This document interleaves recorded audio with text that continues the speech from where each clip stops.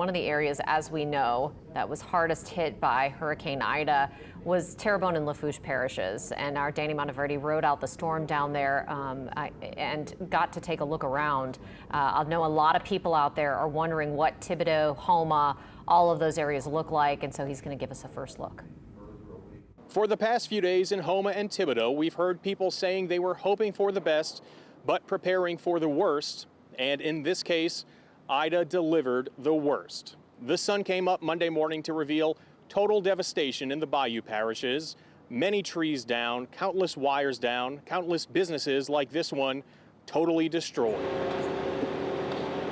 This building in downtown Thibodaux collapsed as Ida sauntered through, crushing 3 trucks on the street below. Luke Caluette rode out the storm and heard the collapse happen. Yeah, it was like a bomb going off. We didn't know where it was coming from or anything. We just rushed to the back of the building when all this stuff was collapsing, but you know, throughout the storm, little by little, it was coming down. But man, it was loud. You know, we didn't know what to do, just other than run to the back of the building. You know, it was the longest storm I went through. You know, as far as man, it was rain and wind, relentless. You know, it's like, when's this gonna end? So. Well, but the good thing is, like we said, everyone's safe. Right. Yeah. Yeah. Absolutely. So. But yeah, trucks could be replaced, buildings could be rebuilt, you know, it's all good. Pastor Bill Crawford also watched the storm roll in from his church. Our roof is a terracotta roof. It sounded like a giant was walking over the roof all night. So we actually have hurricane-proof windows there, and we're able to just watch sheets of vaporized water. It was unbelievable. It turned just completely white, probably about 11 o'clock last night. At one point, the whole Thibodaux just turned completely stark white. I watched roofs, the tiles just coming up in a row and just flying away. It's pretty intense. Yeah, I went through Isidore, Lily, Katrina, Rita, all the pairings, Ike and Isaac. And I remember the memory of Katrina, where I woke up and I didn't know where anybody was. And it was very terrifying as a pastor. Today I have a better sense of that. We've learned a lot. But yeah, this was the strongest storm I've ever stayed for. I have no idea what those winds were last night, but just watching, like I say, watching water vaporize before your eyes is just astounding. It's hard to describe. Crews were already out Monday morning in Thibodaux, clearing away downed trees that blocked streets. Countless rooftops had shingles blown off, or worse. One home already got a blue tarp put on. There didn't appear to be a single business that escaped unharmed, and there didn't seem to be a drop of gas available. High water trucks were getting ready to roll out to help with the cleanup. Complicating the effort on Monday morning to start cleaning up was communication, or lack thereof.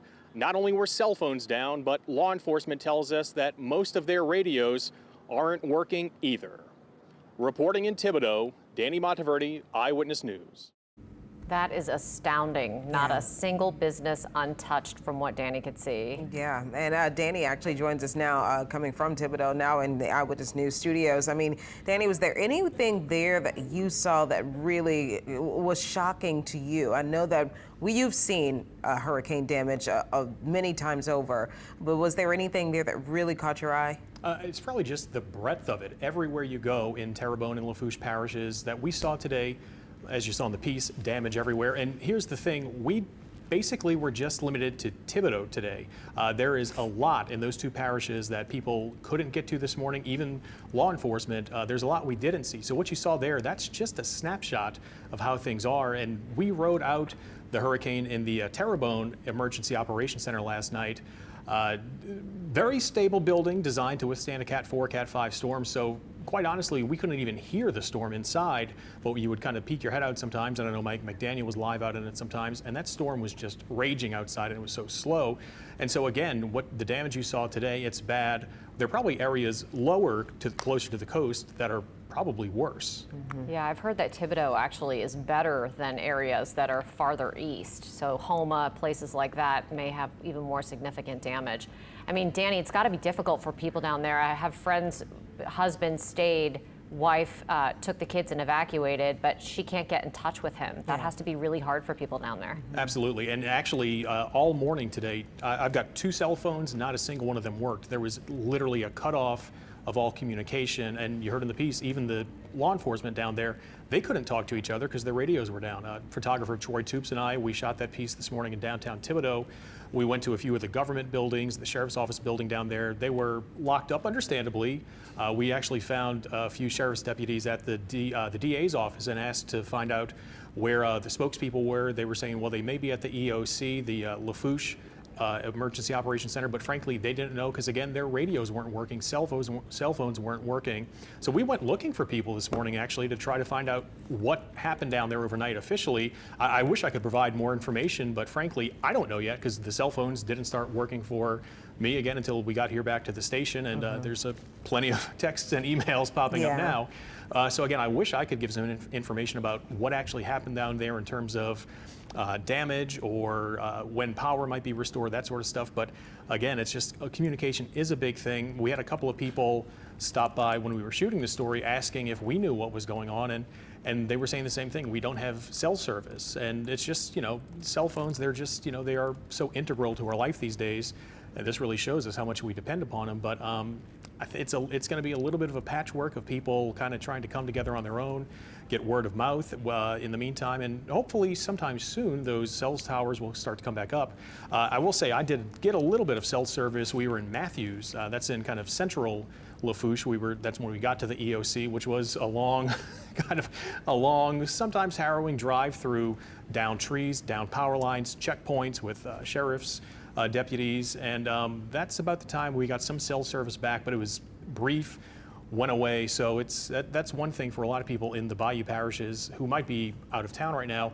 There's a little bit of a dearth of information, and it's just because right now the infrastructure down there is just obliterated. Another picture to paint, we left the Terrebonne Emergency Operations Center last night around 11 o'clock because their plumbing had gone out. So we decided to go back to our hotel in Thibodaux. I believe it should be about a 15-minute drive. That took about an hour to do in pitch black. Still, obviously, at that point, wires on the ground, trees on the ground, whole trees, just devastation everywhere. And again, when you saw the sun come up this morning, that's a lot to be fixed down there. And again, the key point is that's just kind of a snapshot, what you saw right there. Was water an issue down there as much as the wind damage? I mean, wind damage looked to be the biggest problem. Yeah, I don't want to say definitively no, but I don't get the feeling water was. In fact, the pastor we talked to in that piece, he said there was some water in the streets of downtown Thibodaux. He said it looked like a canal. It was there for a while, but drained quickly. So I don't think water was an issue. Again, I don't want to be held to that just because we were in sort of an information blackout ourselves, being in the EOC with no internet, no cell phone, and no cell phone today. But I don't think it was. And the wind really, though, was the concern ahead of time. We talked to parish officials Saturday night and Sunday who said, yeah, wind is what we are worried about with this. And you can see wind, at least through that piece, really is a big factor today. Again, I can't tell you. I mean, it seemed like every power pole in those two parishes was snapped, and some pretty severely. The drive on LA1 to get to the Lafourche EOC in Matthews, there were some power poles that were parallel to the ground, not just leaning, but parallel to the ground.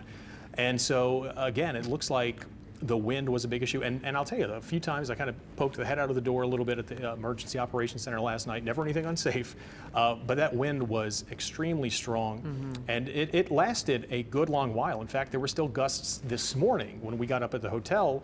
I want to say a little after 7, a little before 8 o'clock maybe, and there was still gusting. So yeah, the wind was a giant factor down there, and it's a little bit of a cliche, and I hate to use it sometimes, but I mean, it looks like a bomb went off, or it looks like a tornado went through, but that's just how powerful the storm was. And to keep in mind with Thibodaux, if I'm getting the information right, and Chris can maybe correct us later if I'm not, I don't think the eye actually passed over them. It maybe went a little bit more to the east, if I'm getting my information right. Again, we didn't have entirely full access to that. Yeah, you're right, Danny. You're right. Okay, well, and that shows you just how strong that wind was, that even outside of the eye, that's what we're looking at this morning when the sun came up. Danny, I was going to ask, was it difficult trying to get to that area or driving around? I know that some people last night talked about the difficulties, obviously, of trying to reach the Bayou parishes and trying to get into people there. When you got to Thibodaux, was it difficult moving around, or? It was. And like I said, especially last night, because that's when it was just the dead of night, not a light on in sight. Now, this morning when the sun came up, it was a little bit easier, obviously, and you can navigate your way around better. But It's all the things officials tell you. Power lines that you might not see. There's always the nails, from houses that have been destroyed that are around. And I will say the Lafourche Sheriff's Office, they had checkpoints set up, and they were telling people, we have a curfew. You can't be out on the street. Go home.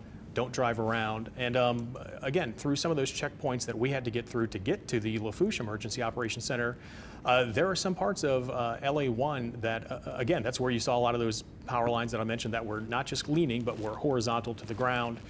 Rooftops ripped off, buildings that were just kind of obliterated. So yeah, driving around is not easy. And I should note too, as we were coming back today, it looked like there may have been a checkpoint for people trying to get down there, because again, it's just such a mess right now. And yeah, that's going to be a big cleanup job down there. You see, they're working already this morning. They were out there with the chainsaws and getting things moving and trying to get it cleaned up, but not a small job in any way, shape, or form. Yeah, it seems like it's just going to be the long road ahead for them. I am seeing some things just on social media that where people were posting about some sort of water rescues. I know that in the coming days and weeks that we're going to keep trying to get some more information. Now, Danny, we did see reports about the hospital in Thibodaux having problems with power and them having to move patients around. Was that a big concern when you were in the EOC yesterday? Well, we were in the Terrebonne EOC. I believe that happened in Lafourche. So there's, they're neighboring parishes, but Right. I don't know that there was anything official there. Obviously concerned when that happens, because that's life is on the line. But at the same time, that was happening. The Terrebonne 911 system went down for a little while. There were people trying to call 911 who couldn't. It sounds like even last night the radios were going down where they couldn't communicate with one another. It was a little tiny room that we were in, a media room in the EOC, the Emergency Operations Center, and there's a window that looks into the actual operations center itself, where it's the tables of everyone working. And about that point, I mean, there is a table with all of the police officers, law enforcement representatives, fire representatives, and there was a bit of a frantic time at that table, it looked like. So again, it was not to be exaggerating it, but it was a little bit of a meltdown last night down there. Again, hospitals losing power, police losing radio communication, that sort of thing. So it was a serious few hours there last night. Are they still without communication among emergency responders? That I've got to check on. We left there, I want to say, I'm drawing a bit of a blank on the time a little bit. It's been a long day. When we were there, though, earlier this morning, late this morning, they did not have it restored. So we can check and find out. But everyone we talked to who was in law enforcement said, no, we have spotty radio communication at best. What else can you tell us about the area that might help people who are just waiting for any nugget of information they can get that might give them a better idea of how their loved ones are doing down there and how their homes are? Well, it's nothing anyone wants to hear. A lot of it is going to be the game of patience. Again, it's just look at what's happening to New Orleans right now. That's a major metropolitan city. It's going to be a long time for things to happen there. It's easy to get here. The Bayou parishes, they can be fairly inaccessible when these sort of things happen. It's not always easy to get materials down there. A lot of the times it does seem like their recovery is a little bit slower because of bigger cities that do take precedent. So unfortunately, again, it's nothing anyone wants to hear, but it's probably going to be a lot of patience to just wait it out. But in the same breath, again, we did see a lot of people outside this morning who stayed and were already cleaning up on their own. They were out there with their own rakes and chainsaws and getting things going. So I think there's a lot of people down there who stayed, who just want to get back to normal and get going. But again, you've got those modern day conveniences such as water and electric, internet, and that's all beyond everyone's control. But again, the big thing today, it sounded like people were just trying to find out, for those who had left, they want to find out what happened to them, or for those who had stayed, what happened to them. In fact, again, the pastor in that piece who we interviewed said his congregation is from Terrebonne and from Lafourche. He doesn't know where a lot of them are right now. So it's kind of a little bit of a waiting game to get that communication back and to find out where people are if they left, where people are if they stayed, and if everyone is okay. Do you know, were there any reports of anybody being hurt or any, or worse? Let me just say that, or worse. I wish I did, but again, we were just in sort of just a kind of a black hole of information today. The good news is, for the handful of law enforcement people we talked to today, trying to find officials to talk to, no one ever said anything about that. So I'm crossing my fingers, hoping that there was nothing too severe. I mean, unfortunately, I guess the reality is there would be some injuries in a situation like this. But again, nothing where anyone was saying, oh, by the way, you might want to ask about X. So nothing we've heard, and again, I hope beyond all hope, we don't hear anything like that. Yeah, we're waiting to hear from Governor Edwards about the state of the response and recovery from Hurricane Ida. So that's why we're spending a little extra time with Danny. We also just want to know, and you know, Charisse, it's been one of those things that those areas like Grand Isle, like Port Fourchon, those are the areas that we really haven't gotten a look at. And to see Danny's video is just, I mean, Danny, that had to be just devastating to look at. Right, and again, keep in mind, the area that we were in today, that's more inland than places like Grand Isle and the other Golden Meadow, the places lower. So that's the thing. I think as the hours go on and the days go on, excuse me, we are going to see a lot more of that. But it's also not easy for people to get to those areas right now. Again, getting around right now, there's just so much debris in the area, wires everywhere. It's not like any other Monday where you can just get in the car and go, unfortunately. But again, the good news is it seems like crews were out quickly, starting to do things and to try to clear at least the roads and literally flag wires. So if you're driving through, you're not going to accidentally hit one or walk on one. So that's some good news down there, at least. Yeah.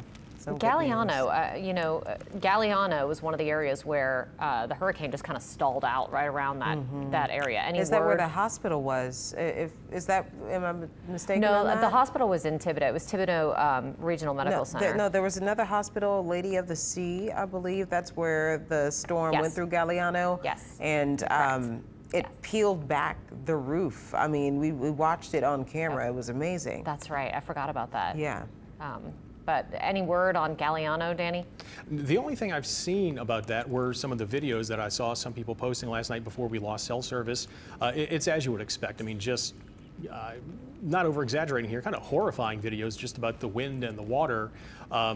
Again, it was bad where we were at the Terrebonne Emergency Operations Center, and that's in Gray, Louisiana, just a little bit before Houma. And again, that's an inland area and higher ground inside the levee protection system. So yeah, I think again, it's the first responders and officials are trying to get down to those areas themselves. But again, it's a lot of zigging and zagging right now through down trees and through power lines and dodging power poles. And so I think to get a clear picture of that, it's going to take a little while because again, it's just right now. The one thing, I mean, it seems like we've been talking about this a week already, but it's only been a few hours. It's one of those things. It seems like it's been a long time to get to it, but it's just been mere hours that the first responders and public officials have been able to start responding to this. So it's a bit of a long slog to sometimes get down to those areas and find out what happened there. Yeah, I know that. I can't wait to hear more about what happened down there, and I know that there are loved ones out there who are probably watching this all over the country at this point, wondering, watching, waiting for any, like I said, nugget of information that might give them an indication of whether or not their family's okay, whether or not their homes are okay, whether or not their communities are okay. Well, can people get to the community, Danny, right now in that area? I think if you live down there, you may be able to. Again, when we were coming back today, we took Highway 90 out toward 310. And there was a checkpoint there with Lafourche deputies checking people. So, if you don't need to be down there, they're probably going to tell you, turn around and take a hike. Now, if you do live down there, you probably can get in. But again, too, there is a curfew down there, I believe, right now, so it's not going to be a lot of roaming around. The reality, too, is it's just not a very hospitable place right now, considering lack of power, as is happening here in the city, lack of water in some places, lack of communication infrastructure. So I think people can get down there if they need to. But again, keep in mind there will be some checkpoints once you're in the parish, and there may be some areas where the deputies are going to say, well, no, you just can't go there yet. I think Terrebonne actually says that you're not allowed to re-enter yet. I think they're going to do a phased re-entry once they determine that it's safe. They mentioned something about 15 checkpoints headed down into that part of the parish. About that. And Terrebonne, I believe, had the mandatory evacuation. I don't think Lafourche ever made it mandatory, so that would make sense that they're going to try to phase people back in Terrebonne Parish. But again, I mean, they're right. They're the Orleans and Jefferson of the Bayou parishes in terms of their geography of being next to each other. So yeah, lots of crossover. I'm sorry, say again? Lots of crossover. Exactly, yeah. And so again, I think if you really need to get down there, you probably can. But again, too, we've got people who are in the parish right now who are wondering what happened to their own neighboring communities. Again, we were shooting the story today and had a couple come up and ask about what happened in Shriever, and they were in Thibodaux. So right now, again, just lack of any even cell phone communication or phone communication to just text your friends and say, hey, you know, how'd you make out in this? That's not happening. It's just kind of an information blackout down there right now, just because everything, you know, just had melted down last night when the storm came through, and this morning it wasn't any better. And we know, unfortunately, it takes a long time sometimes a long time for all these things to come back to get us to where we can instantly communicate with people like we like to do and find out immediately what is or isn't happening. Yeah, AT&T, Doug Mouton had mentioned that they had a huge number of trucks that were set up. So hopefully they're going to get down to all of those areas and get cell service restored. Danny, we can't thank you enough for your reporting. We hope to hear more very soon.